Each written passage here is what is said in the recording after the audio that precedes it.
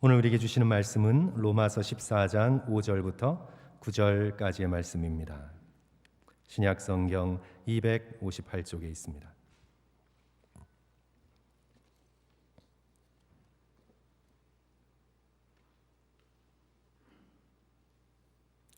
한 절씩 교독하시고 마지막 9절 함께 읽습니다. 로마서 14장 5절부터 9절까지의 말씀입니다.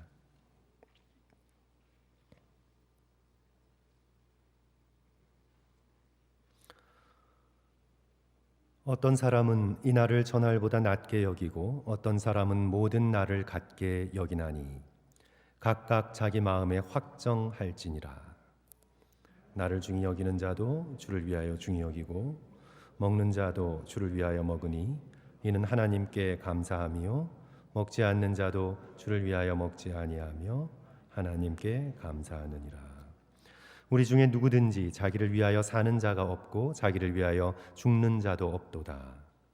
우리가 살아도 주를 위하여 살고 죽어도 주를 위하여 죽나니 그러므로 사나 죽으나 우리가 주의 것이로다. 9절 같이 읽습니다. 이를 위하여 그리스도께서 죽었다가 다시 살아나셨으니 곧 죽은 자와 산 자의 주가 되려 하심이라. 아멘.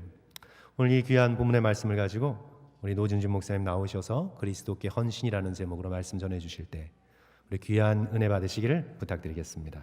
우리 목사님 나오실 때 큰 박수로 다시 한번 환영합니다.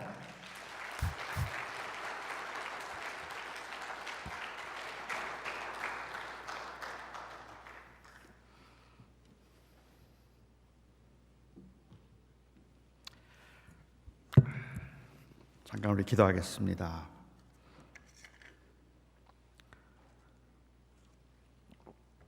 사랑하는 나의 아버지 하나님, 주님께서 우리에게 허락하신 그 놀라운 은혜와 생명 때문에 정말 주님을 잘 섬기며 살고 싶습니다. 그런데 그렇게 주님을 섬기고 살기에는 저희들이 너무 부족합니다. 또 많이 지치기도 했고 우리 안에 있는 그 여전히 남아있는 죄성도 우리가 감당하기에는 너무 버겁습니다. 주님, 간절히 기도하는 것은 혹 주께서 제가 오늘도 준비해야 하는 이 설교 중에 주의 성령께서 역사하심으로 우리 사랑하는 성도들을 강건케 하여 주시옵기를 소망합니다. 아버지 하나님, 회복의 그 은혜가 있게 하여 주시옵시고 정말로 주를 위해서 살고 싶다는 그 열망이 새로워질 수 있는 시간이 되게 하여 주시옵시며 바울이 고백한 것처럼 내가 살아도 죽어도 주를 위하여 살고 죽는다는 고백이 우리의 고백임을 확인하게 하여 주시옵소서. 부족한 저를 감추어 주셔서 제가 드러나지 않게 하시고 하나님이여 이 설교 그리고 이 예배 후에 저의 설교에 대한 평이 아니라 정말로 성령께서 역사하심으로 하나님의 원하심이 마음에 깊이 새겨지게 하여 주시옵소서. 예수님의 이름으로 간절히 기도하옵나이다. 아멘. 로저 메리라고 하는 분이 First Things First라고 하는 그 책에서 어느 한 사업가에 관한 이야기를 그 책에서 소개했습니다. 굉장히 바쁘고 아주 왕성하게 사역을 하던 일하던 사업가였는데 집을 새로 장만을 해서 그 집에 정원을 좀 새로 만들고 싶었습니다. 그 정원을 좀 만들고 싶은 생각에 이제 조경 사를 청해서 그 전문가를 청해서 이제 상담을 하고 이야기를 했어요. 저는 여행을 자주 해야 되기 때문에 이 정원을 디자인할 때 손이 많이 가지 않도록 디자인해 주시기 바랍니다. 물이 자동으로 나오는 스프링클러 시스템은 물론이거니와 모든 것들을 다 전문화해서 저절로 이 정원이 가꾸어질 수 있도록 해 주시기 바랍니다. 돈은 얼마가 들어도 상관없습니다. 그리고 자기의 원함을 쭉 이야기하려고 하는데 이 전문가가 갑자기 막았어요. 잠깐만 멈춰 주십시오. 그리고는 이야기하기를 계속 말씀하시기 전에 제가 한마디만 하겠습니다. 그리고 말을 했습니다. If there is no gardener, there is no garden. 정원사가 없으면 정원은 없습니다. 그냥 자동으로 다 되도록 그렇게 한다면 그런 것이 가능할지 모르지만 그런 정원은 없습니다라고 얘기했어요. 어쩌면 이 로저 메릴의 책에 나오는 이 사업가의 모습이 현대인들의 모습하고 아주 비슷할지 모르겠다는 생각을 합니다. 수고는 가능하면 적게 하고 이익은 가능하면 많이 남기려고 하는 것. 그래서 최소의 수고를 통해서 최대의 이익을 남기는 것이 성공적인 삶이라고 사람들은 생각을 합니다. 이러한 현상을 가리켜서 우리가 consumer oriented 사회의 그 현상이라고 말을 할 수가 있겠는데, 이런 그 consumer oriented된 소비자적 그 이 사회에 나타나는 큰 현상 두 가지를 이야기한다면, 하나는 high expectation이고 또 다른 하나는 low sacrifice입니다. 그러니까 최대 그 원하는 거는 항상 기대치는 점점 높아져요. 그런데 희생은 점점 줄죠. 우리들의 관심은 언제나 가장 싼 돈을 내고 가장 좋은 물건을 어떻게 살 수 있을까 하는 것이 우리들의 관심이기도 하죠.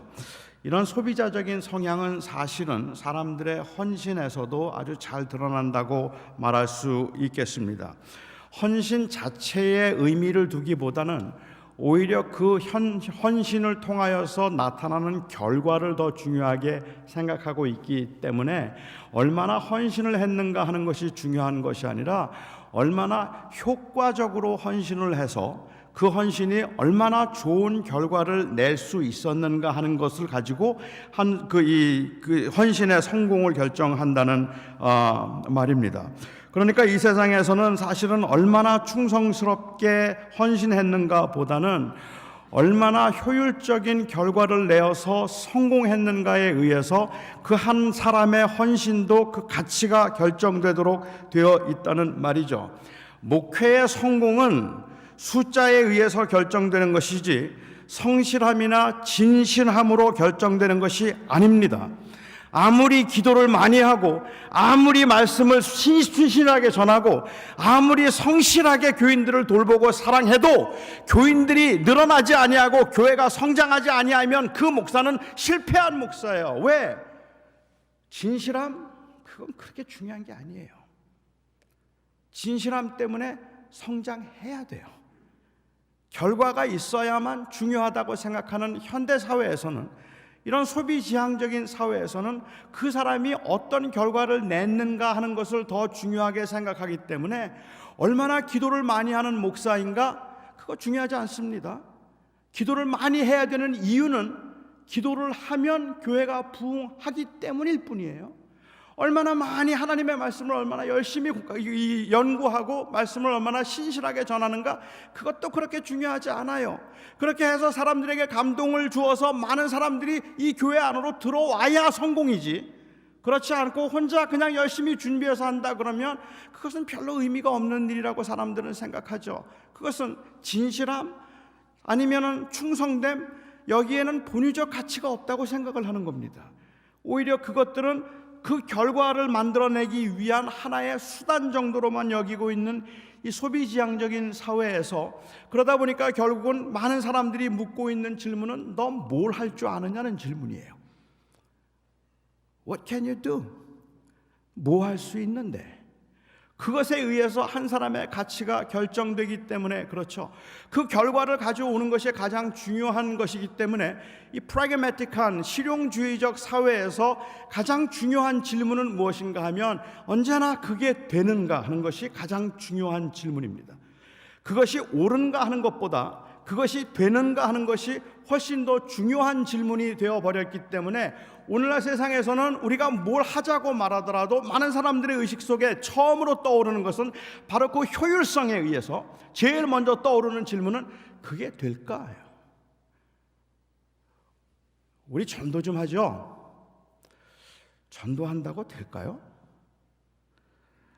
아니, 기도하면 됩니까? 기도하면 그러면 될까요? 안 돼요. 기도해서 됐다고 말하는 사람도 있으니까 될 것 같은데 사실은 기도해서 된 사람만 간증해서 그래요. 안 된 사람이 더 많아요. 기도해도 잘 안 돼요, 여러분. 전도한다고 교회가 성장하지 않아요. 그러면 뭐하러 해요? 제가 코스타나 청년 집회를 가면 청년들이 자주 묻는 질문 중에 하나가 뭔가 하면, 목사님, 코스타 오면 사람이 변합니까? 그래요. 코스타 참석하고 나면 은혜 받으면 그러면 사람이 변합니까? 그래요. 코스타 와서 은혜 받고 나면 사람이 변할까요? 안 변해요. 제가 청년들에게 솔직하게 얘기합니다. 안 변할걸? 그럼 뭐하러 해요? 그래요. 그리고 그 청년들에게 제가 오히려 반문하는 질문은, 그런데 안 할 수 있을까? 은혜는 우리로 하여금 무엇을 하게 만드는 능력이 아니라 하지 않을 수 없게 만드는 감동입니다. 그러니까 기도를 하는 것은 기도해야 부응하는 것이 때문이 아니라 바로 그 기도를 통하여 하나님과의 교제가 어떤 것보다 가치 있는 것이기 때문에 그런 거예요. 기도하면 됩니까? 라는 질문이 중요한 것이 아니라 기도하는 것이 마땅합니까? 라는 질문이 사실은 중요한 질문이란 말입니다. 그러니까 기도하면 성공합니까가 중요한 게 아니라 성도로서 하나님께 기도하는 것이 마땅합니까? 라는 질문이 더 중요하기 때문에 Does it work? 이 질문보다 본질적으로 더 중요한 질문은 Is it right? 그 질문이어야 한다는 거죠. 그런데 실용주의 사회에서는 Is it right? 그거는 의미 없는 무의미한 질문, 아니 심지어는 패배자들의 질문일 뿐이에요. 결국은 그게 되느냐, 되지 않으면 아무것도 의미가 없는 것이라고 생각하기 때문에 그렇죠. 그래서 헨리 블랙갑이라고 하는 분이 그 책에서 이야기한 것처럼 목회자들의 마음에도 교인들의 마음에도 결국은 뭐 성공, 기도에 관한 이야기, 영성에 관한 이야기, 아니면은 이 제자 훈련에 관한 이야기, 많은 이야기들 하지만 결국 bottom line mentality는 bigger, more, better. 그게 자리를 잡고 있다는 거예요. 그래서 그 자체의 의미를 부여하지 못하는 현대 사회를 우리는 살아가고 있습니다. 나는 기도가 좋아서 기도를 하는 사람보다 기도를 해서 교회가 부흥하니까 기도하는 사람들이 더 많아진 세상이 되었고, 나는 하나님이 주신 내 마음에 있는 뜨거운 이 은혜와 사랑을 나타내고 싶어서 전도한다는 것, 그것보다 전도해서 얼마나 많은 사람들이 예수를 믿게 되는가 하는 그 결과가 더 중요하다고 사람들은 생각하게 되었다는 말이죠. 그러니까 이 시대에 어쩌면 헌신을 이야기한다고 말하지만 사실 기본적인 사람들의 마음속에 가지고 있는 그 멘탈리티는 이 실용주의적 멘탈리티에 의해서 누가 효율적으로 그 결과를 만들어낼 수 있는가 하는 것만 중요하게 여기고 있는 시대가 되었습니다. 저는 이런 그 현대인들의 이 사고를 마음에 좀 두고, 그리고 헌신에 관해서 한 두 가지 정도를 여러분과 함께 생각해 보려고 합니다. 나는 그 헌신에 대한 성경의 가르침을 보면 저는 개인적으로 헌신에 관한 이야기를 할 때마다 그 헌신은 지역적인 것이 아니라 전인적인 것이어야 한다는 것을 굉장히 많이 강조했습니다. 그리스도인이 된다는 것은 결국은 세계관을 바꾸는 것을 의미하기 때문에 그 그리스도인의 헌신을 이야기할 때 어떤 특정한 행동을 강조하는 것이 아니라 기본적으로 삶의 자세와 그리고 기본적으로 그 이 삶 전체를 바라보는 관점의 변화가 있어야 진정한 의미에서의 헌신이 있다고 그것을 강조했어요. 목회를 하면서도 저는 그 전인적인 헌신에 관한 이야기를 굉장히 많이 강조를 했었고, 뭐 LA에서도 또 동부에서도 제가 목회를 하면서 우리가 그리스도인으로 헌신한다고 할 때 지역적으로 무슨 일을 해야 되느냐 하는 것이 중요한 것이 아니라 우리가 정말 제자라고 하는 그러한 그 헌신된 삶의 자세가 바뀌지 않으면 안 된다는 것을 굉장히 많이 강조해서 전인적 홀리스틱 크리스천 월드뷰에 관한 이야기를 굉장히 많이 했습니다. 제가 그렇게 했던 이유는 과거에 제가 교회를 학생 때부터 교회를 다니면서 과거 우리 어른 이 제자들, 저의 선배들의 어떤 치명적인 모습, 이 문제 중에 하나가 이원하에서 비롯되었다고 생각되었기 때문에 그렇습니다. 그러니까 지역적인 헌신을 강조하다 보니까 그게 곧 제자의 헌신이라고 이야기를 하니까 교회는 굉장히 열심히 나오는데 철저하게 11조를 하는데, 그런데 실제로 다른 삶에서는 부정을 일삼기도 하고, 아니면은 주일날은 교회에서 헌신적인데 교회 밖에서는 그야말로 그리스도인답지 않은 모습들을 보여도 아무렇지도 않게 느끼는 그러한 잘못된 신학적 오리엔테이션이 저에게는 굉장히 부담스러웠기 때문에 그랬던 것 같아요. 어쩌면 그게 그냥 좋은 그리스도인의 모습, 그러면 교회 열심인 사람이 좋은 그리스도인의 모습이라고 생각을 했던 거겠죠. 한 청년이, 한국에 제가 갔는데 한 청년이 저한테 그 상담을 하면서 고민을 이야기해요. 자기 교회 장로님 때문에 너무 힘들어 죽겠다는 거예요. 왜? 그랬더니 자기가 지금 그 장로님이 하시는 그 이 가게에서, 아니 그 사업처에서 일을 한대요. 그 장로님이 사장이신데 사업처에서 일을 하는데, 장로님 때문에 너무 힘든 이유는 교회에서는 이 장로님이 너무 겸손하대요. 그리고 너무 온유하대요. 그런데 직장에서는 너무 무례하고 그리고 너무 막 함부로 한대요. 그래서 이 장로님의 위선이 자기는 너무 싫어서 정말 힘들다고 그렇게 고백을 해요. 그래서 제가 이 청년에게 그렇게 얘기했습니다. 내가 이해하기에는 그 장로님이 절대로 위선이 아닐걸? 그건 위선이 아니야.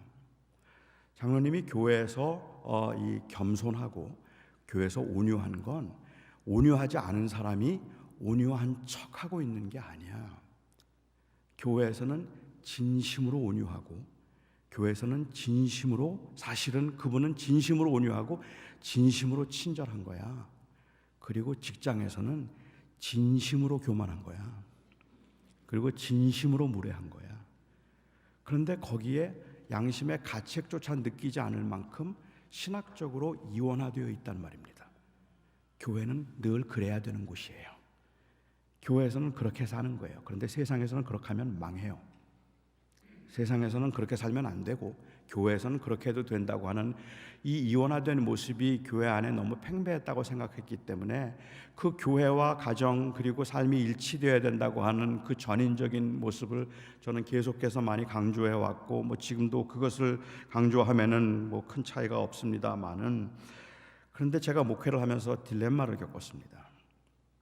제가 경험했던 그 딜레마는 뭔가 하면, 교인들이 전인적인 삶 전체를 그리스도께 드리라는 말에 다 공감하는데요, 문제는 헌신을 하지 않는다는 거예요.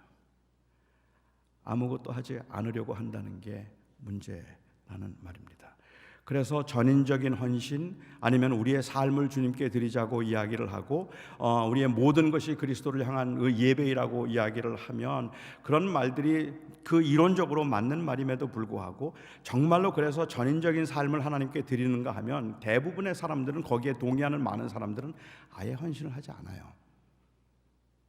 더 이상은 헌신을 해야 될 내용이나 대상이 없어져 버린 경우들이 허다하게 많아지기 때문에 그렇습니다. 이게 요즘 젊은이들에게서 볼 수 있는 현상 중에 하나입니다.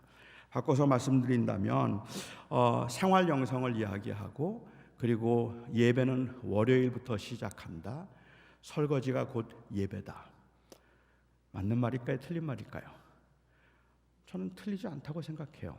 이거는 전인적인 삶을 드리라는 의미에서 예배 시간에만 예배를 하고, 그리고 하나님의 주되심을 설거지할 때나 일상생활에서는 인정하지 않는 이런 모습이 모순되어 보이기 때문에 설거지가 곧 예배다 하는 말을 강조했는데, 여러분 그 결과가 지금 어떻게 나타나는지 아십니까? 그 생활 영성의 결과가 설거지가 곧 예배다라고 이야기를 하고 난 다음에, 그 다음에 사람들이 보인 반응은, 맞아, 설거지도 예배야, 삶 전체가 예배인 거야. 그리고 교회 안 나와요. 이제 예배할 필요가 없어졌어요. 이게 예배가 아니니까. 그렇지 않아요. 그게 제가 느꼈던 일종의 딜레마였습니다. 그러니까 옛날에 어른들이 교회 생활을 할 때, 신앙생활을 하면서 그들이 가지고 있던 생각이 교회 생활이 곧 신앙생활이다였어요. 교회 생활이 곧 신앙생활이다. 그러니까 교회 생활 열심히 하면 그게 그 하나님을 잘 섬기는 거라고 생각을 했죠. 그런데 그 안에서 보여진 이 이원화된 상태에 대한 모순 때문에 그 다음에 70년, 80년대 미국 안에서도 그렇고 한국에서도 그렇고 이런 그 생활 영성을 강조하는 그 복음주의 입장에 있는 사람들이 강조했던 이야기는 뭔가 하면 신앙생활이 교회생활이 아니다였어요. 이 교회생활만이 신앙생활이 아니다였죠. 삶도 예배 드려 하나님께 드려야 된다. 교회생활만이 신앙생활은 아니다. 저는 그게 옳았다고 생각해요. 그런데 이 실용주의 사회에서 이게 조금 더 흘러가기 시작하면서 그 다음에 나온 반응은 뭔가 하면 교회 생활이 신앙생활은 아니다. 교회 생활만이 신앙생활은 아니다. 그리고 나온 말이 신앙생활이 교회 생활은 아니다예요. 그리고 한국에 굉장히 많은 청년들이 소위 말하는 가나안 교회 성도들, 무슨 말인지 아시죠? 안 나가, 거꾸로 하는 게 가나안 교회입니다. 그들이 하는 공통적인 그 이 슬로건이죠. 나는 예수는 믿지만 교회는 안 믿는다. 나는 하나님은 사랑하지만 교회는 안 다닌다. 그게 가능해졌단 말이죠. 그리고는 뭐든 나는 주님께 다 드리니까, 삶 전체를 드리는 것이니까 문제가 되지 않지 않겠는가라고 이야기를 합니다. 저는 그 이유가 어디 있을까? 물론 이런 이 프라그마틱한 사회에서 소비지향적인 사람들의 멘탈리티에서 비롯된 것이긴 하겠지만 어쩌면 이런 말들에서 볼 수 있는 것이 저는 그 헌신의 추상성 때문에 그렇다. 전인적인 헌신이라는 말이 헌신의 추상성을 의미했다는 겁니다. 삶 전체를 드리라는 말을 사람들은 아무것도 드리지 않아도 된다는 말로 이해를 한다는 말입니다. 전부를 드리라는 말로 이해를 하는 게 아니었다는 말이죠. 사실은 성경은 언제든지 전부를 드리도록 했어요. 여러분, 11조가 주님의 것입니까? 아멘은 안 하시네요. 11조가 주님의 겁니까? 아멘. 11조는 주님의 겁니다. 그걸 강조하는 건 중요해요. 11조는 주님의 것이에요. 그런데 제가 묻고 싶은 질문은 그러면 10의 9는 누구 겁니까? 10의 9는 내 건가요? 10의 9는 내 거고 10의 1은 주님의 것이라서 꼬박꼬박 11조를 드리는 분이 10의 9는 내 것이니까 내 마음대로 써도 된다고 생각을 하고 하나님께 드릴 건 다 드렸다. 난 하나님 것을 도적질하지 않고 하나님께 다 드렸습니다. 그러니까 나는 주님께 내 책의 의무는 다 한 겁니다. 혹 하나님께서 원하신다면 제가 조금 더 드릴 수는 있겠지만 그렇지만 내가 드릴 건 다 드렸습니다. 나머지에 대해서는 don't even think about it. 내 거 자꾸 손대지 마세요. 말하지 마세요. 만약에 그렇게 생각하고 있다면 11조가 주님의 것이라는 말이 얼마나 위험한 말인지 느껴지십니까? 주일이 주님의 날입니까? 주일이 거룩한 날인가요? 아멘. 주님의 날이니까 주일이죠. 그런데 문제는 그러면 월요일은 누구 날이죠? 월요일도 주님의 날이잖아요. 아니, 일주일이 내 삶이 다 주님의 날이잖아요. 그렇다면 결국은 내가 11조를 구별했다는 말의 의미는 요건 주님의 거고 나머지는 내 거라는 의미에서 얘기하는 것이 아니라 모든 것이 주님의 것이라는 것을 표현하는 방법으로서 하나를 구별시킴으로 모든 것들이 주님의 것이라는 것을 고백하는 표현이 된다는 말입니다. 그러니까는 그 10의 1을 드리는 것은 굉장히 중요한 일인 거예요. 그러나 그것으로 다 한 것이 아니라 바로 그 마음 상태 때문에, 주님 앞에 11조를 하는 마음 상태 때문에 10의 9에 대해서도 청지기적 사명을 느껴야만 한다는 말입니다. 주일을 거룩하게 예배로 드렸다면 바로 이날은 주님의 날이라고 거룩하게 예배했던 그 예배의 행위 때문에 나머지 날들에도 주님의 주되심을 인정하면서 주님과 동행하려는 노력들이 있어야 된다는 거죠. We keep this day holy to make other days holy. We set this day holy apart to make other days holy. 다른 날을 거룩하게 하도록 하기 위함이니까 결국은 헌신에 있어서는 막연한 추상성이 아니라 구체적인 커미트먼트에 의해서 그 홀리스틱한 디보션이 결정된다라고 말해도 틀리지 않을 거라고 생각합니다. 사실 제가 우리의 삶을 주님께 드린다, 이 로마서 12장 1절 오늘 본문에 나오기 전에 12장 1절에도 보면 너희 몸을 하나님이 기뻐하시는 산 제사로 드리라. 여기서 말하는 몸이라고 하는 것은 단순히 이 physical body를 이야기하는 것이 아니라 우리의 삶 전체를 의미한다고 대부분 이해를 하죠. 그래서 우리의 삶 전체를 주님께 드려라라고 이야기를 한다면 너희 몸을 하나님께 드리라. 이것이 너희가 드릴 영적 예배니라라고 이야기를 하면 거의 모든 교인들 다 동의할 수 있습니다. 전부가 다 하나님께 드릴 수 있는 것이니까요. 깊은 고민, 깊은 망설임, 어떻게 다 드려요? 그런 망설임 없이 그냥 그렇게 말할 수 있다는 겁니다. 그렇게 말할 수 있을 것 같아요. 저희가 유아 세례를 하면요, 유아 세례 그 PCA 그 헌법에 나와 있는 그 조례에 보면 유아 세례 때 맨 마지막 질문 중에 하나가 뭔가 하면 이 아이를 주님께 바칠 수 있습니까? 라는 질문이에요. 그런데 제가 놀란 건요, 한 커플도 저한테 이걸 어떻게 해요? 물은 사람이 아무도 없어요. 다 네예요. 그래서 제가 오히려 물어요. 진짜요? 정말 다 바칠 수 있습니까? 그런데 다 바친다는 말의 의미가 그럼요, 아무 문제가 안 되는 것이 뭐냐면 다 바친다는 말은 아무것도 안 바쳐도 된다는 말로 이해를 하기 때문에 그렇다는 말입니다. 그건 헌신의 추상성 때문에 그리 된 것인지도 모르겠어요.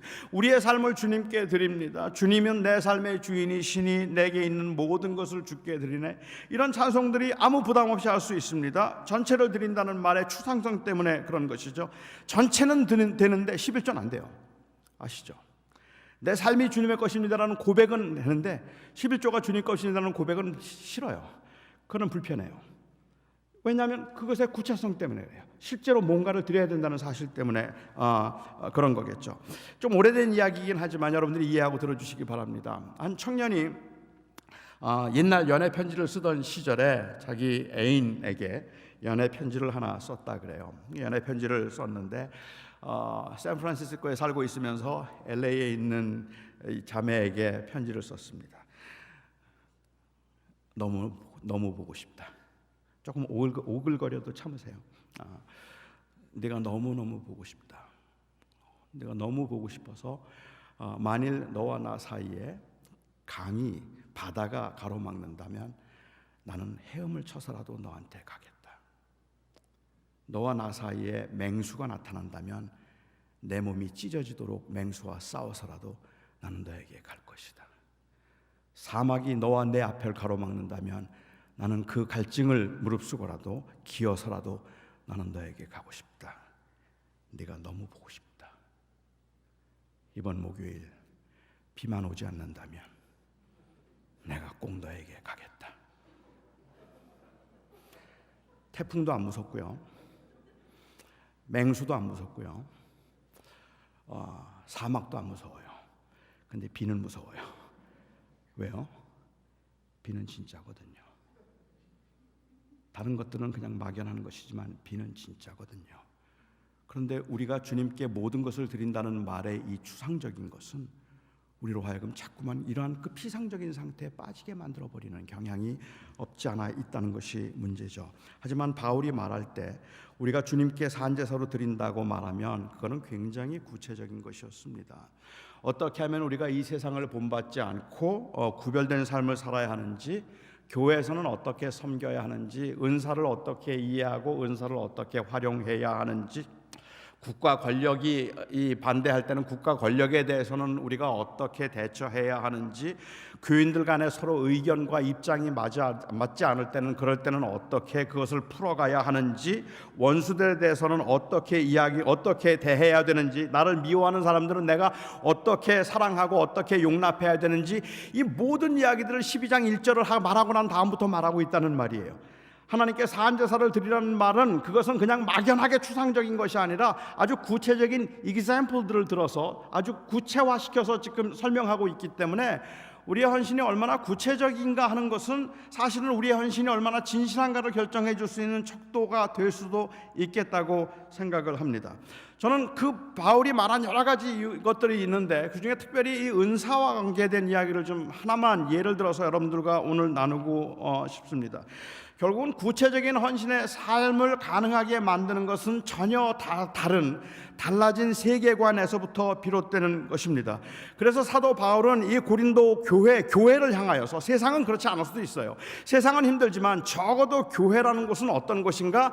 하나님께서 각자에게 은사를 주셨는데 그 은사가 어떤 것은 귀해 보이고 어떤 것은 천해 보일 수도 있지만 그 은사들을 통하여서 그 서로를 섬기고 서로를 붙들어주고 배려하는 일들을 해야 될 것이고, 은사에 의해서 열등감을 갖게 만들거나 아니면 우월감을 갖도록 만드는 일이 없어야 되고, 사람이 사람을 대할 때 정말로 어떻게 가난한 사람이든 부한 사람이든 아니면 약한 사람이든 혹은 이 마음에 맞지 않는 사람이든 그 사람들을 나는 어떤 마음, 어떤 눈으로 그들을 바라보며 대해야 되는가 하는 것에 관한 구체적인 이야기들을 바울이 하고 있습니다.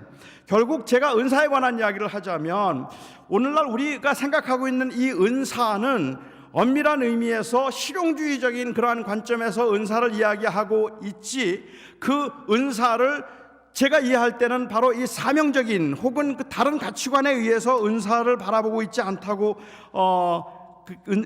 바라보고 있지 않은 건 아닐까라는 생각을 더 많이 하게 됩니다. 어제 제가 오늘 새벽인가요? 잠깐 말씀을 드렸지만, 하나님은 은사를 분배하심에 있어서는 공평하시지 않습니다.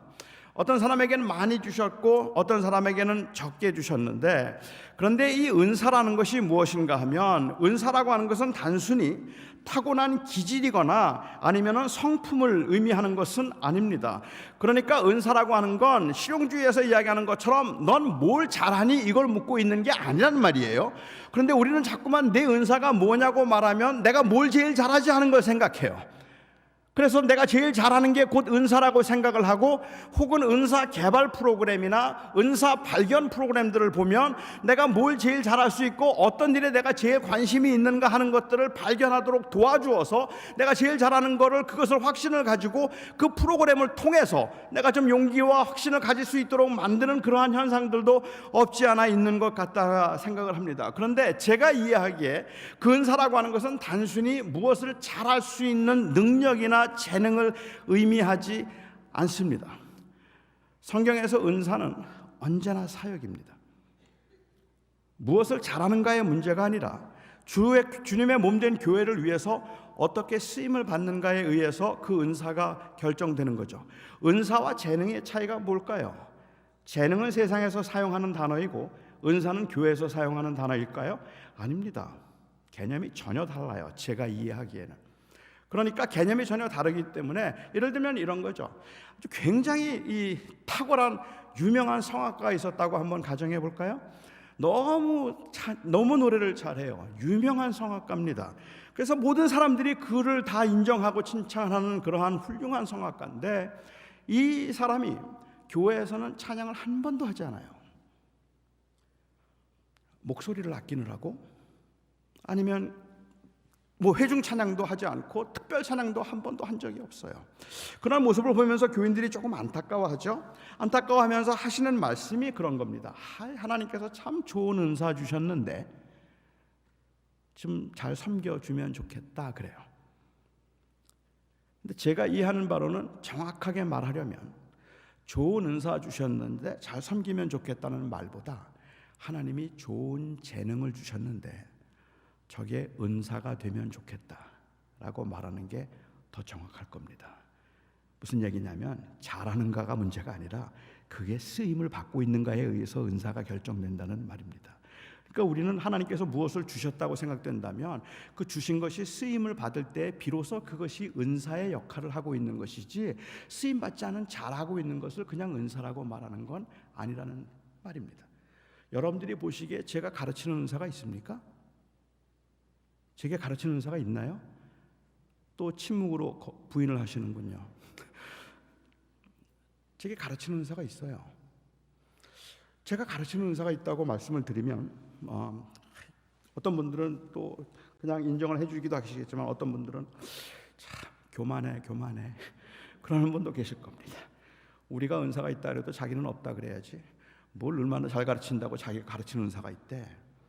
그런데 제게 가르치는 은사가 있다고 말할 때 제 말의 의미는 제가 잘 가르친다는 말이 아니라 제게 가르치는 사역이 있다는 뜻입니다.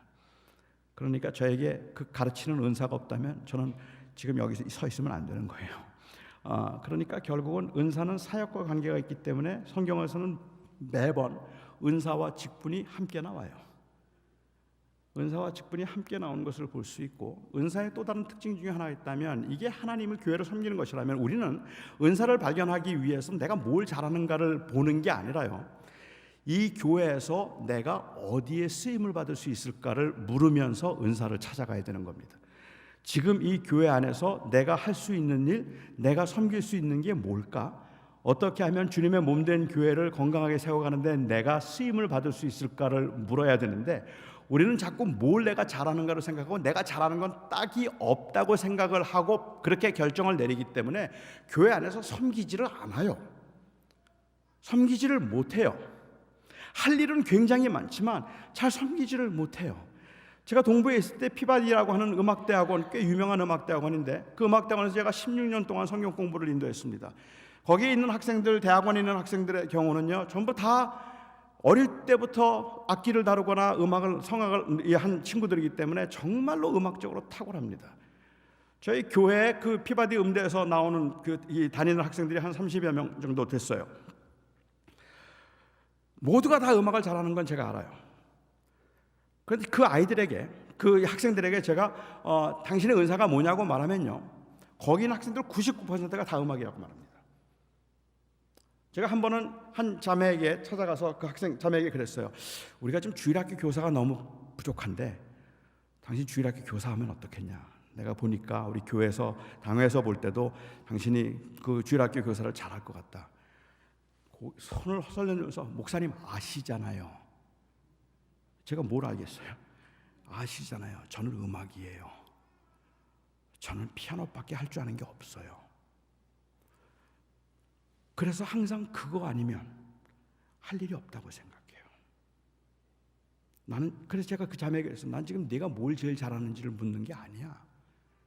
하나님께서 너에게 주신 기회와 그리고 또한 너에게 주신 그러한 그 가능성들을 가지고 이 교회에 유익을 줄 수 있는 일 중에 하나가 교사일 것 같아서 내가 아무것도 하지 않는 것보다 그 교사를 하면 주님의 교회가 좀 세워지는 데 도움이 되지 않겠냐? 그걸 물었을 뿐이죠. 저는 여러분들에게 만일 은사가 뭐냐고 묻는다면 그 말의 의미는 여러분들이 뭘 잘하십니까가 아니라 여러분은 지금 주님의 몸된 교회를 위해서 무슨 일을 하고 계십니까? 그걸 묻고 있는 겁니다. 어떤 사역이 있으십니까? 그리고 그 사역이 없는 상태에서 내 은사는 이건데 라고 하는 하나의 능력을 자꾸만 말하는 것은 제가 보기에는 소비지향적 실용주의의 어떤 결과일지도 모르겠다고 생각합니다. 은사의 특징 중에 또 하나가 있다면, 성경은 은사를 이야기할 때 고린도전서 12장에서 너희는 더욱 큰 은사를 사모하라 라고 했습니다. 애석하게도 번역이 단수로 번역이 되었기 때문에 오해의 소지가 많습니다만은 사실은 복수입니다. 너희는 더욱 큰 은사들을 사모하라. Eagerly desire the greater gifts and I'll show you the most excellent way. 내가 너에게 제일 좋은 길을 보여주겠다. 그리고 이제 고린도서 13장 사랑에 관한 이야기를 하고 있지 않습니까? 그러니까 결국 여기서 은사에 관한 이야기를 할 때 그 사도 바울이 말하는 배경을 보면 고린도 교회는 방언 때문에 교회가 조금 시끄러웠어요. 방언을 하는 사람과 하지 않는 사람 사이에 갈등이 좀 있었던 것 같아요. 그래서 그 교회가 좀 어지럽고 분쟁이 생기는 것 같은 상황에서 바울이 고린도서 12장에서 방언에 대해서 쭉 설명하고 정의를 하고 난 다음에 마지막 부분에 가서 이야기하기를 다 사도겠느냐, 다 선지자겠느냐, 다 교사겠느냐, 다 능력 행하는 자겠느냐, 다 병 고치는 자겠느냐, 다 방언 말하는 자겠느냐, 다 통역하는 자겠느냐? 아니란 말이죠. 하나님께서 주신 은사가 다 다르다는 말이죠.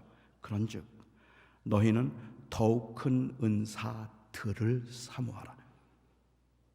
더욱 큰 은사들을 사모하는 내가 제일 좋은 길을 너희에게 보여주겠다. 제일 큰 은사가 뭐죠? 사랑? 사랑이 은사인가요? 아마 저도 사랑이 은사였으면 좋겠어요. 사랑이 은사여서 제가 목회를 할 때 제가 너무 냉정하고 쌀쌀맞다고 교인들이 장로님이 목사님 저 집사님 좀 사랑해 주세요 그러면 제가 할 말이 있잖아요. 저도 그러고 싶은데 제가 은사가 없어요. 그러면 되잖아요. 그런데 그거는 핑계가 되지 않지 않습니까? 사랑은 은사가 아니에요. 사랑은 성령의 열매인데 너희는 더욱 큰 은사를 사모하라고 얘기하면서 사랑을 은사라고 여길 만하게 그렇게 기록이 된 건 사실이에요. 13장을 바로 이어가면서 바울이 말하기를 사람이 천사의 말을 한다 할지라도 천사의 말을 한다 할지라도 사랑이 없으면 울리는 꽹과리가 되고 사람이 산을 옮길 만한 믿음이 있다 할지라도 사랑이 없으면 아무것도 아니라 라고 이야기를 했습니다. 여기서 지금 바울이 대조하고 있는 것은 사랑과 방언이 아닙니다. 그러니까 사랑이 방언보다 좋다거나 아니면 사랑과 믿음을 대조하면서 믿음이 사랑보다 좋다는 이야기를 하고 있는 게 아닙니다. 여기서 지금 대조하고 있는 것은 사랑이 있는 방언과 사랑이 없는 방언을 대조하는 거죠. 사랑이 있는 믿음과 사랑이 없는 믿음을 대조하는 겁니다. 사람이 천사의 말을 한다 할지라도 사랑이 없으면 울리는 꽹과리가 돼요. 하지만 사랑이 있으면 좋은 거예요. 산을 옮길 만한 믿음이 있다 할지라도 사랑이 없다면 그건 아무것도 아니에요. 교만할 뿐이에요. 하지만 사랑이 있다면 그건 유익한 거예요. 그러면 사랑으로 한다는 게 어떤 것이죠? 4절부터 설명하잖아요. 사랑은 오래 참고 온유하며 투기하지 않고 자랑하지 않고 교만하지 않고 물에 행치 않고 자기 유익을 구하지 않는 것, 그게 바로 사랑으로 행하는 거야. 그게 제일 좋은 길이지. 결국은 하나님께서 우리에게 사도 바울이 말하고자 하는 의도를 정리하자면 그런 겁니다. 하나님 너에게 방언의 은사를 주셨느냐? 그러면 그 은사가 큰 은사 되게 하라. 제일 좋은 길? 교만하지 마, 자랑하지 마, 무례하게 행하지 말고 자기 유익을 구하지 말아라. 그러면 그 은사가 큰 은사 된다. 하나님이 너에게 가르치는 은사를 주셨느냐? 그러면 그 가르치는 은사를 사랑으로 행하라. 그래서 그것 때문에 교만하거나 다른 사람을 무시하거나 함부로 대하거나 하지 말고 오히려 그것을 가지고 겸손하게 행하라. 그리하면 그 은사가 큰 은사가 될 것이다. 이게 하시는 거죠.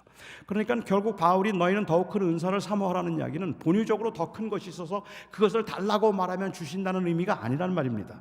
은사는 성령께서 뜻대로 나눠주시는 것이기 때문에 달라고 한다고 주지 않으세요. 달라고 한다고 주지 않으세요. 주님이 원하실 때만 주시는 겁니다. 그게 우리가 구하는 것과 맞았을 때는 마치 우리가 구해서 얻은 것처럼 느껴질 수 있을지 모르지만 그 우리의 구함에 선행하는 것은 언제나 주님의 뜻입니다. 하나님의 원하심이 있을 때만 하나님께서 그 우리가 구하는 것을 주신 것처럼 그렇게 우리의 구함으로 받은 것처럼 여겨진다는 말이죠. 정말로 구해서 주신다면 하나님 앞에 사모하면 그 은사를 주신다면 저는 솔직히 20일 금식하는 거 문제 안 돼요. 저 금식하겠어요. 그리고 구하겠어요.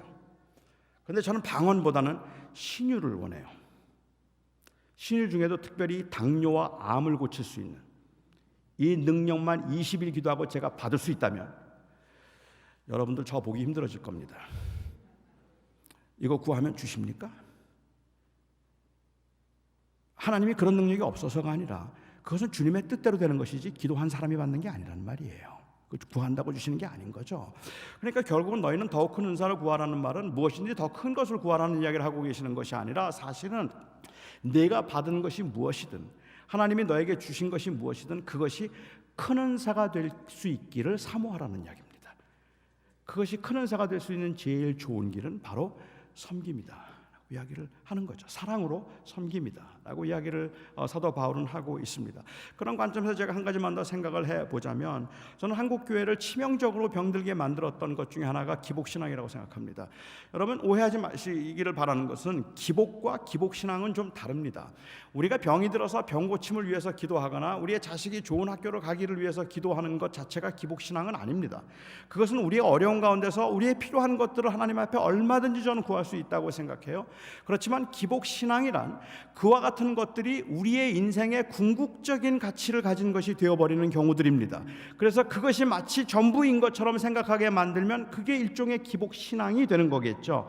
그러니까는 저는 뭘 구한다고 말하면 문제는 되지 않는데 우리가 그것을 구하는 이유가 거기에 궁극적 가치가 있는 것으로 여긴다면 그것은 잘못된 신앙이라고 말할 수도 있을 것 같은데 한국 교회 안에서는 이 재물에 관한 이야기를 특별히 할 때마다 이 재물을 하나님이 주신 복이라고 생각을 했어요. 하나님께서 주신 축복이라고 그렇게 불렀습니다. 제가 여러분들에게 한번 여쭙고 싶습니다. 재물이 정말로 축복입니까? 하나님이 주신 복입니까? 저는 한편으로는 동의합니다. 무슨 말씀인가 하면 하나님께서 우리에게 주셨다는 사실, 하나님께서 우리에게 맡기셨던, 하나님께서 우리에게 주셨던 그것은 하나님께로부터 왔기 때문에 하나님이 우리에게 주신 것이라는 의미에서 복이라고 이야기한다면 저는 아멘입니다. 그런데 문제는 하나님이 왜 주셨느냐예요. 기복신앙이 가지고 있는 심각한 문제 중에 하나는 우리가 그것을 받게 되었던 그 이유가 우리의 공로와 행적에 있다고 생각을 하는 경우들이 있다는 말입니다. 다시 말하면 재물이 하나님의 복인데 하나님께서 나에게 복을 주신 이유는 무엇인가 하면 내가 행했던 행위에 대한 일종의 보상이라고 생각을 하는 거죠.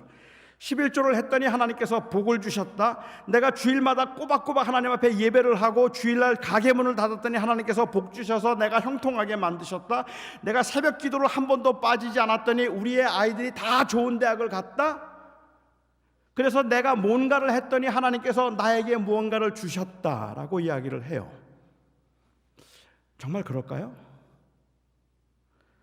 저를 힘들게 만드는 건 그렇게 했는데도 불구하고 받지 못한 사람들이 많다는 사실과 그것보다 더 저를 힘들게 만드는 건 그런 거 하나도 안 했는데도 잘 된 사람이 너무 많다는 거예요. 이 세상에 진짜 부자들은 11조 안 한 사람들만 부자예요. 그러니까 11조 한 사람들이 복을 받는다 이야기를 한다면 우리는 하나님께서 그것을 주셨다고 이야기를 할 때 그것이 하나님께서 주시는 일종의 수단의 특별한 방법일 수는 있다고 할지라도 절대로 공식화시킬 수 있는 게 아니더라는 말입니다. 어떤 사람은 여전히 고난의 길을 가요. 여전히 가난한 삶을 살고 있어요. 아이를 위해서 얼마나 간절하게 기도했는데 그 아이가 잘 되도록 하기 위해서 하나님 앞에 바르게 서도록 하기 위해서 새벽마다 하나님 앞에 기도했는데 그런데 그 아이가 살아가면서 너무너무 힘들어하는 경우를 본단 말입니다. 그 아이가 정말로 하나님 앞에 바르게 서서 잘 건강하게 잘 자라기를 위해서 기도했는데 아프단 말이에요. 그렇게 기도했는데 왜 이렇게 아플까? 어떤 사람들은 내가 하나님 앞에 기도했더니 우리 아들이 병 한 번 안 걸리고 자랐댔는데 나는 매일 기도하는데도 왜 안 되지?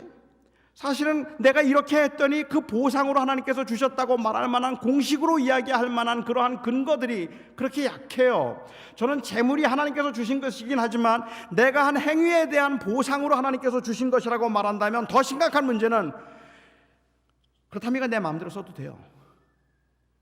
하나님이 주신 복이잖아요. 내가 잘했다고 주신 선물이잖아요. 그 선물에 무슨 사명을 부여합니까? 그냥 쓰면 되는 거지. 아니 제가 잘했다고 누가 저에게 준 상급을 가지고 그걸 가지고 거기에다가 사명을 부여하면 그게 무슨 상급입니까? 저에게 누가 너 정말 잘했어 너무 축하해요 자 이 선물 줍니다. 그리고는 저에게 선물로 100불을 주는 거예요. 그리고는 이거 가난한 사람들 다 나눠주세요. 그게 무슨 선물이에요? 사역이지. 그러니까는 우리가 이걸 하나님이 주신 복이라고 생각하고 내가 한 일에 대한 행위에 대한 보상이라고 생각하는 한에 있어서는 거기에는 재물관이 없어요. 엄밀한 의미에서. 두 번째로 생각해 볼 수 있는 심각한 문제는 재물을 하나님의 특별한 사랑이라고 여기는 겁니다.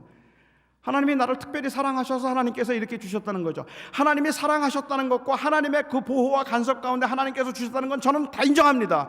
그런데 하나님께서 나를 특별히 사랑하셨기 때문에 나에게 주신 것이 바로 이 재물이라고 여기는 것은 위험하기 이를 데 없다는 거예요. 그 말 때문에 얼마나 많은 사람들이 상처를 받는지 아십니까?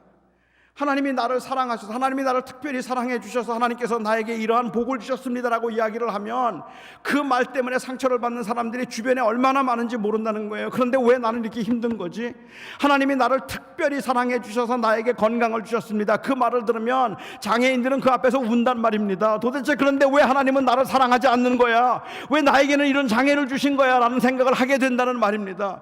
하나님이 나에게 복을 주셔서 우리 사업이 번창했습니다. 특별히 사랑하셔서 복을 주셔서 번창하게 만들었습니다라고 이야기를 하면 그러면 아무리 애를 썼는데도 불구하고 정말 혼신의 노력을 다했는데도 불구하고 무너져 내려버린 사람들은 하나님이 도대체 왜 나를 이렇게 대하실까라는 생각이 든단 말입니다. 교회가 성장하면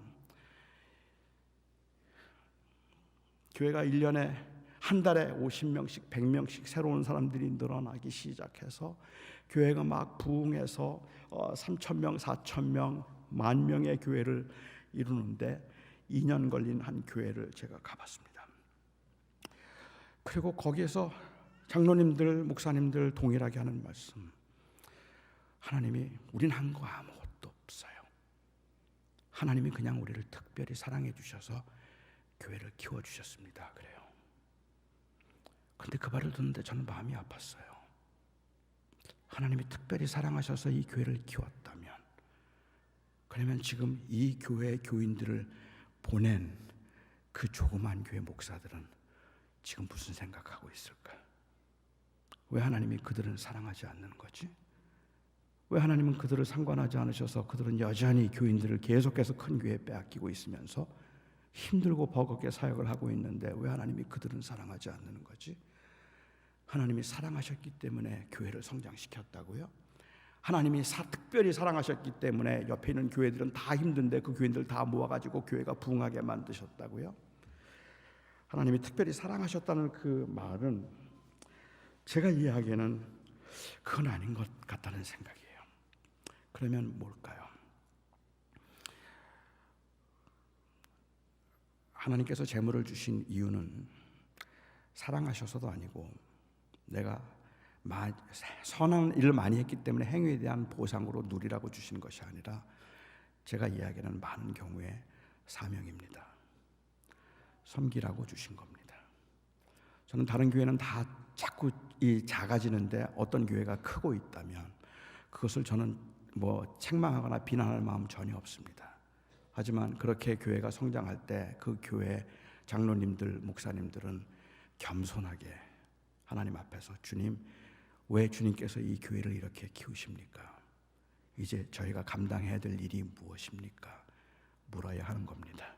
나를 특별히 사랑해서 이렇게 키워주셔서 고맙다고, 남들보다 내가 더 나아서 괜찮다고 말하면 안 된단 말입니다.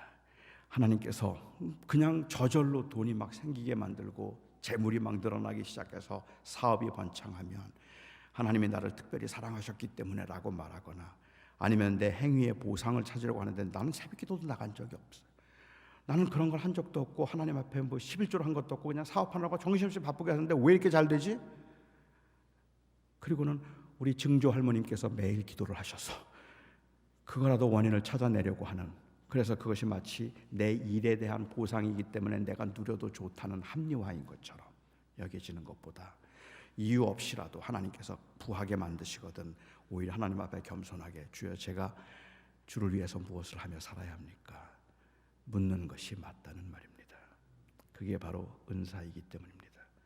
무엇을 할 줄 아느냐가 문제가 아니라 그것을 통해서 무엇을 하겠는가, 그리고 주께서 주를 위해서 어떻게 사용할 것인가 하는 것이 문제입니다. 두 번째 생각해 볼 수 있는 것은 헌신의 대상입니다. 물론 교회의 충성함이 언제나 주님께 충성하는 것이 아님은 분명합니다. 하지만 많은 현대인들, 많은 젊은이들이 생각하는 것처럼 주님께 충성함은 교회에 충성하지 않는 것이라는 말도 맞는 말은 아닙니다. 교회 공동체의 중요성에 관해서는 제가 나중에 혹시 기회가 되면 말씀을 드리도록 하고 기회가 있으면 제가 말씀드릴 수 있겠지만 오늘은 그냥 주님께 충성함에 반대말, 그것은 교회의 충성, 조직에 충성하는 것, 그것이 아닙니다. 내가 주님께 충성하겠습니다의 반대말은, 그러니까 나는 교회에 충성하진 않겠습니다. 나는 주님께만 충성하고 목사님께는 충성하지 않겠습니다. 나는 주님께만 내가 헌신하고 나는 교회는 헌신하지 않겠습니다. 이것은 서로 대치되는 개념이 아닙니다. 둘 중에 하나를 택해야 되는 문제가 아닌 거죠. 주님께 헌신하겠습니다의 반대말은 언제나 그 반대말은 내가 아닌입니다. 결국 우리에게 있어서 중요한 질문은 오늘 새벽에도 제가 말씀드렸지만 나인가 주님인가 해요. 내가 누릴 것인가 주님을 높일 것인가, 내가 높아질 것인가 주님을 높아질 것인가, 이게 궁극적인 질문일 뿐입니다. 그렇기 때문에 우리 안에서는 교회를 섬기든 아니면 뭘 섬기든 중요한 것은 주님을 높일 수 있는가 하는 것의 문제이겠죠. 제가 요즘에 젊은 목사들을 이제 자주 만나니까 그 목사들을 만나면 제가 묻는 질문 중에, 그냥 멘토링을 하면서 제가 묻는 질문 중에 교회가 먼저냐 가정이 먼저냐 묻습니다. 교회가 먼저일까요? 가정이 먼저일까요? 여러분들이 다 아시는 것처럼 우리 윗세대, 저희 세대 어르신들은 교회가 먼저냐 가정이 먼저냐 언제나 교회가 먼저였습니다. 교회를 위해서 희생하는 것은 당연한 일이었어요. 그래서 교회가 항상 먼저였습니다. 요즘에 영어권에 있는 친구들이나 젊은 목사들에게 이 질문하면 영어권에 있는 목사들이나 아니면 젊은 청년 목사들의 경우에 있어서 교회가 먼저냐 가정이 먼저냐 그러면 거의 90% 이상이 가정이 먼저입니다. 그래서 가정이 우선이고 언제나 가정을 먼저 챙기고 그 다음에 교회입니다라고 이야기를 해요. 그러냐고 그냥 그러면 목사님은 어떻게 생각하세요? 그래요. 그럼 저는 나는 가정도 아니고 교회도 아니고 주님이 먼저다. 무슨 시시한 얘기를 하느냐고 그래요. 그런데 저는 이게 본질적인 이야기예요. 경우에 따라서는 가정이 먼저일 수도 있어요. 경우에 따라서는 교회가 먼저일 수도 있어요. 주어진 상황에서 어쩔 수 없이 교회를 지금은 합의하에 가족들의 양해를 구해서 교회에 더 헌신해야 되는 때도 있어요. 그 임직자들, 직분을 받은 사람들의 경우에 있어서는 사실은 그 헌신은 이제는 교회에다가 조금 더 비중을 두겠다는 헌신 아니겠습니까? 그런 경우에 있어서는 거기에 더 헌신을 해야 되는 거예요. 또 사역자, 목사이긴 하지만 그럼에도 불구하고 자식이 굉장히, 아들이 굉장히 지금 엄청난 그 디프레시브한 상황을 지나가고 있다면 다른 거 다 그만두고라도 지금 일단은 자식을 먼저 세워야 되겠다는 생각을 할 수도 있는 거예요. 그런데 정말 중요한 건 뭐냐면 내가 이것을 하든 저것을 하든 결국 주를 위해서 해야 된다는 거예요. 주님이 기뻐하시는 일이 무엇일까를 생각하고 주님을 영화롭게 하는 것이 궁극적인 목적이지 교회가 먼저도 아니고 가정도 먼저도 아니라고 이야기합니다. 주님이란 말은 결국은 주인이라는 말일 텐데 복음의 핵심은 내가 주인인가 아니면 그리스도가 주인이신가 하는 것이기 때문에, 그런데 현대 교인들, 신앙인들의 문제는 이 주를 위해서 산다는 의식이 너무 희박하다는 것이 문제입니다. 주를 위해서 산다는 말이 교회를 위해서 산다는 말과 일치됨으로 인하여서 생겼던 그 모순에 대한 반작용이라고 말해도 저는 인정하겠지만, 아무튼 중요한 것은 현대인들에게는 주를 위해서 산다는 의식이 별로 없다는 것이 문제라는 말이죠. 바울은 로마서 14장에서 우리가 살아도 주를 위하여 살고 죽어도 주를 위하여서 죽는다고 이야기했습니다. 잠깐 지난번 제가 강의 설교하면서 말씀을 드렸던 것처럼 당시에 교회가 경험했던 문제는 우상에게 제물로 바쳤던 음식을 먹어도 되느냐 먹지 말아야 되느냐 하는 문제를 가지고 심각한 그 논쟁과 분쟁이 있었습니다. 그래서 음식을 먹어야 됩니까? 먹지 말아야 됩니까? 아니면 우리가 주일을 지켜야 됩니까? 토요일을 지켜야 됩니까? 그것 때문에 교회 안에 분쟁이 있을 때 바울이 그들에게 준 대답이 무엇인가 하면 각자 자기 마음에 확정한 대로 할지니라요. You must be convinced in your own mind. 각자 마음에 확정한 대로 해라입니다. 세상에 이것보다 애매한 말이 있습니까? 11조를 할 때 넷 인컴에서 해야 됩니까? 그로스에서 해야 됩니까? 바울에게 물었어요. 바울이 말하기를 각자 마음에 정한 대로 해. 친구들과 식당에 가서 와인 한 잔 해도 됩니까? 하지 말아야 됩니까? 바울에게 물었어요. 바울이 말하기를 각자 마음에 정한 대로 해. 이거는 세상에 이런 합리화가 어디 있어요? 하고 싶은 대로 하라는 얘기나 마찬가지잖아요. 각자 자기 마음에 정한 대로 하면 되는 거지 각자 마음에 정한 대로 그냥 하고 싶은 대로 해. 이런 말처럼 들릴 수 있다는 말입니다. 그런데 바울의 대답은 정말로 그거였어요. You must be convinced in your own mind. 그냥 마음에 자기가 확정한 대로 했다면 그 확정한 것을 따라서 하는 거지. 그걸 누가 뭐라 그러겠느냐. 내가 11조를 하면서 그로스에서 하겠다고 했으면 하는 거고, 넷에서 하겠다면 하는 거고, 난 이번에는 11조를 이번에는 못 하겠으니까 그냥 제가 지금 지금 선교지에서 지금 개척하고 있는 제 동생에게 보내겠습니다. You must be convinced in your own mind. 각자 자기 마음에 확정한 대로 할지니라. 이 말은 어찌 생각하면 자기 중심적인 입장에서 볼 때는 모든 것을 합리화시키는 것이고 모든 것을 자기 마음대로 해도 된다는 말로 들린단 말입니다. 그런데 바울은 그렇게 말하고 있는 거예요. 근데 이 말을 제어하고 있는, 아니면 컨트롤하고 있는 그 메인 트러스트가 뭔지 아십니까? 그 다음에 했던 말씀입니다. 각자 마음에 알아서 해. 우리 중에 우리를 위해서 사는 사람 없잖아. 우리 다 주를 위해서 사는 사람들 아니야? 우리가 다 주를 위해서 죽을 거고 주를 위해서 살 거라면, 그렇다면 주를 위해서 살고 주를 위해서 죽기로 했던 그 헌신된 마음에서 각자에게 주어진 상황과 처지에 따라서 내리는 결정들은 존중해 줄 수 있어야겠지. 그게 바울의 말이에요. 그러니까 주를 위해서 살고 주를 위해서 죽는다는 말이 그 철저하게 그 고백이 전제되지 않으면 자기 마음에 확정한 대로 하라는 말은 그야말로 자기 합리화에 필요한 말이 될 수밖에 없는 거죠.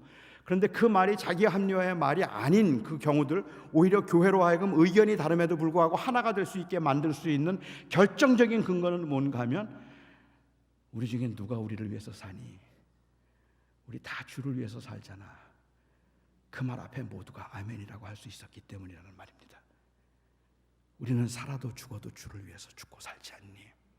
나를 중히 여기는 자도 주를 위해서 중히 여기고, 이 날을 중히 여기는 자도 주를 위해서, 저 날을 중히 여기는 자도 주를 위해서, 이것을 먹는 자도 주를 위해서, 먹지 않는 자들도 주를 위해서 사는 거 아니냐? 그렇다면 오늘 교회에서 우리가 정말로 필요하고 심각한 문제는 무엇을 어떻게 해야 되는가 하는 것보다 그 이전에 앞서서 우리가 정말로 내가 주님의 것입니다라는 고백이 살아있는가 하는 겁니다.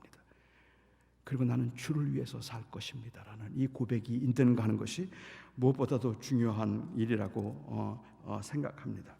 교회에서 일상생활에서 힘들어하고 난처할 때 우리는 내가 어떻게 하면 좋을지 잘 모르겠다고 이야기를 해요. 도대체 내가 뭘 어떻게 하면 좋을지 모르겠다. 우리 청년들 종종 저에게 이제 상담하는 것 중에도 제가 한국으로 가야 될지 아니면 미국에 남아야 될지 잘 모르겠습니다. 어떻게 하는 게 주님의 뜻일까요? 라고 물어요.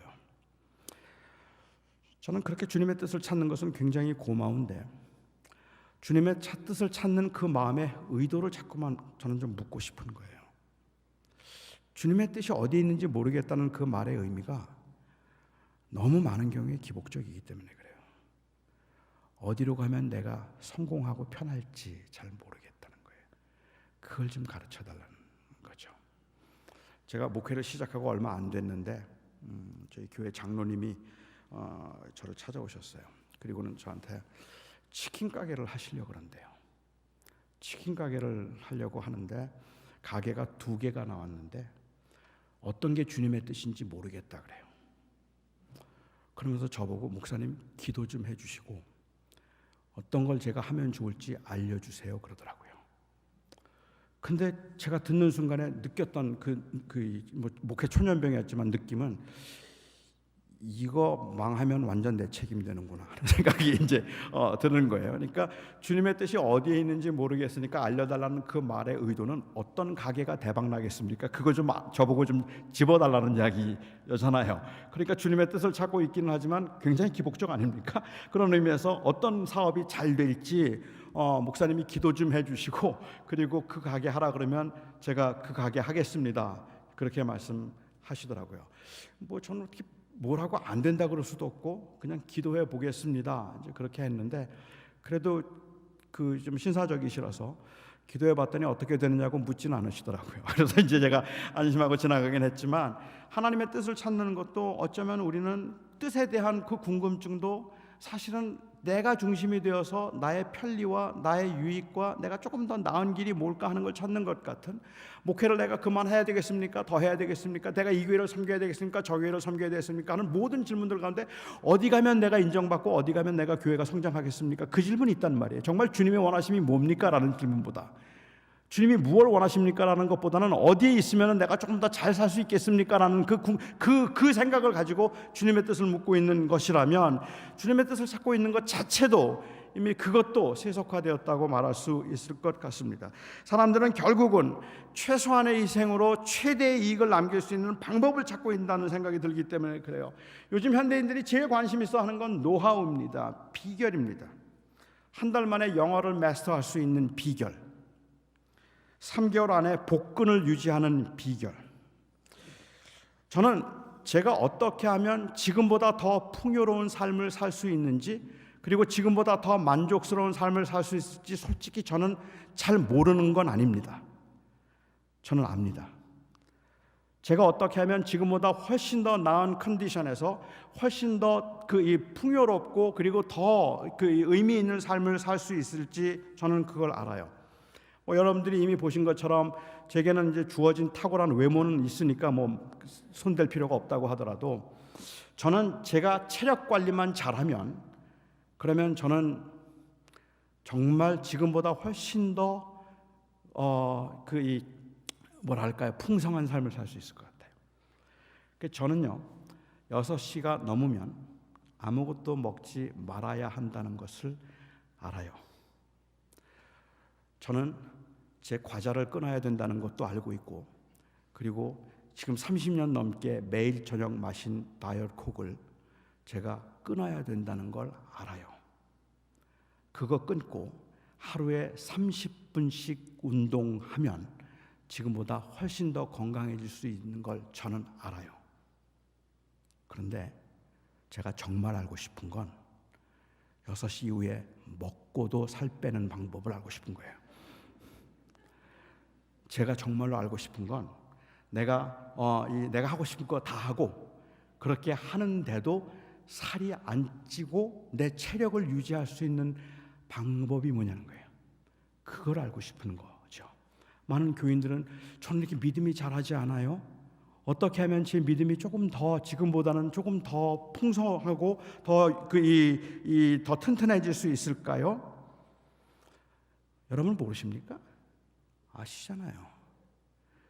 아침에 매일 아침 5시에 일어나서 1시간 기도하고 말씀 묵상하고 그리고 하루를 시작하고 하루를 살면서 하나님을 계속 의식하려고 노력하고 그리고 저녁에 돌아와서 또 하나님의 말씀 앞에서 자기를 돌아보는 일을 하면 우리의 영혼이 맑아질 거라는 거 여러분 아시잖아요.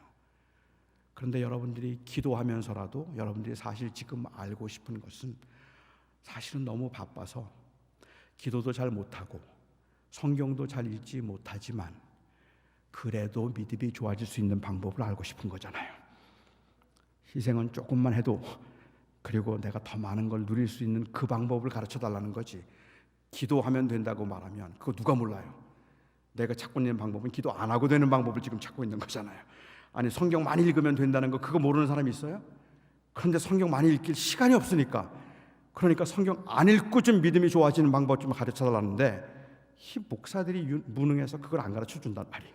그러니까 우리가 자꾸만 알고 싶은 것들이 어떤 쉽게 최소의 희생을 통해서 최대의 결과를 얻을 수 있는 그 노하우를 알고 싶어하는 그 자체 아니면 그러한 그 생각들의 그 뒤에 깔려있는 그 사상이 자기 극단적인 개인주의적인 그런 실용주의적 입장이라면 결국은 우리가 헌신에 관한 이야기를 하면서 하나님 앞에서 우리가 헌신을 관한 이야기를 하면서 우리가 진정한 싸워야 할 대상은 뭐냐면 주님 내가 아니라 그리스도입니다라는 이 고백을 확인하는 거라는 말입니다.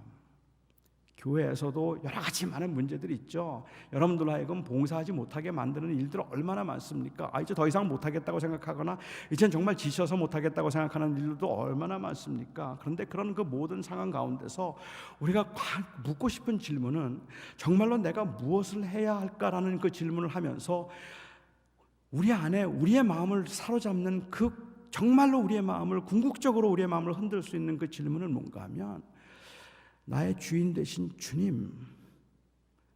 주님은 내가 뭘 하길 원하십니까? 이 질문이 살아있어야 된다는 말입니다. 주님 전 지금 아무것도 하지 않는데 하고 싶지 않은데 아무것도 안 해도 그래도 괜찮을 수 있는 방법 가르쳐 달라고 기도할 게 아니라 주님 지금 제가 무엇 하기를 주님은 제일 원하십니까? 그리고 주님 원하시는 것을 하고 싶습니다. 그게 헌신이잖아요. 그런데 우리의 헌신의 대상을 잃어버렸단 말이죠. 주님이 없어요. 모든 헌신의 결국은 다 자기 만족이에요.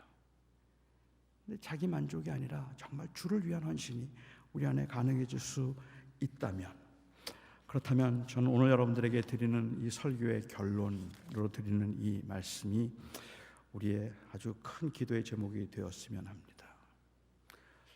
우리 중에 주를 위해 사는 사람은 아무도 없습니다. 우리를 위해서 사는 사람은 아무도 없습니다. 그러니 사랑하는 성도 여러분, 주님의 몸된 교회를 위해서 헌신할 때 여러분들의 삶에서 그리스도의 주되심을 드러내며 살고 싶을 때 한 가지만 기억하고 붙듭시다.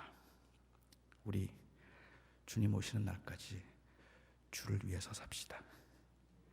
나를 위해서가 아니라 주를 위해서 사십시다. 그러면 할 일이 보일 겁니다. 그리고 해야 할 일들이 보일 겁니다. 기도하겠습니다.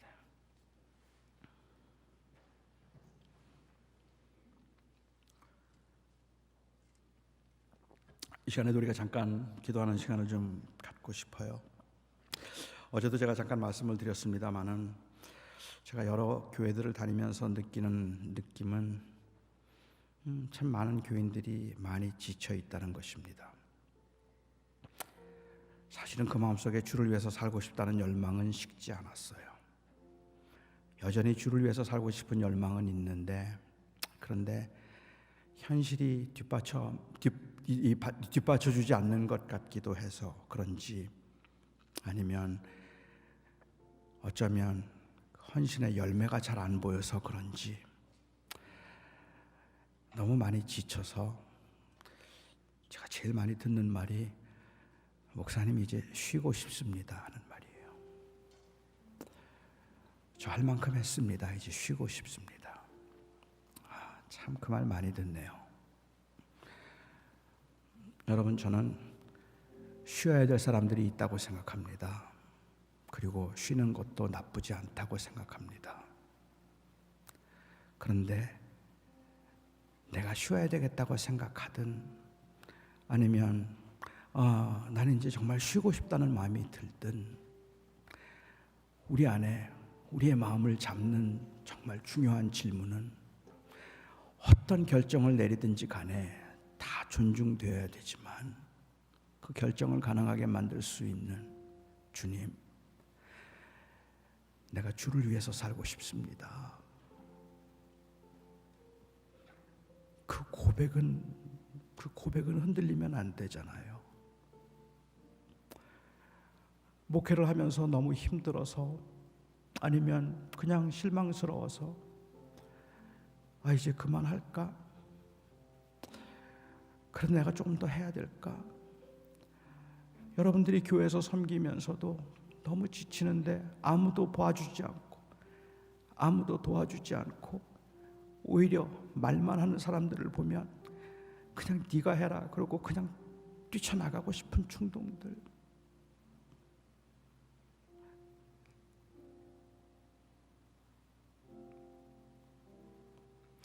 어제도 고백한 것처럼 제가 목회를 하면서 저에게 제일 힘들었던 일은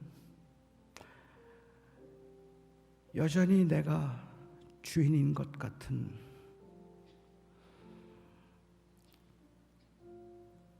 그 모습이었던 것 같아요. 말로는 예수가 나의 주님이라고 고백하면서도 나를 실망시키고 나를 설레이게 만들었던 모든 일들은 다 나를 높여주거나 나를 낮추는 일들 뿐이었던 것 같아요. 저는 오늘 밤에 저 자신부터 시작해서 여러분과 함께 고백을 좀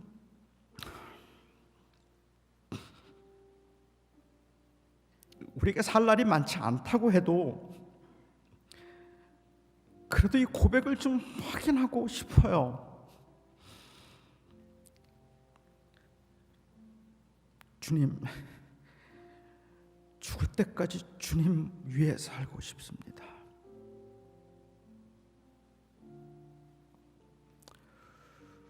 우리 같이 기도하죠. 한 목소리로 기도하며 하나님 앞에 또 우리 마음을 돌아보도록 하겠습니다.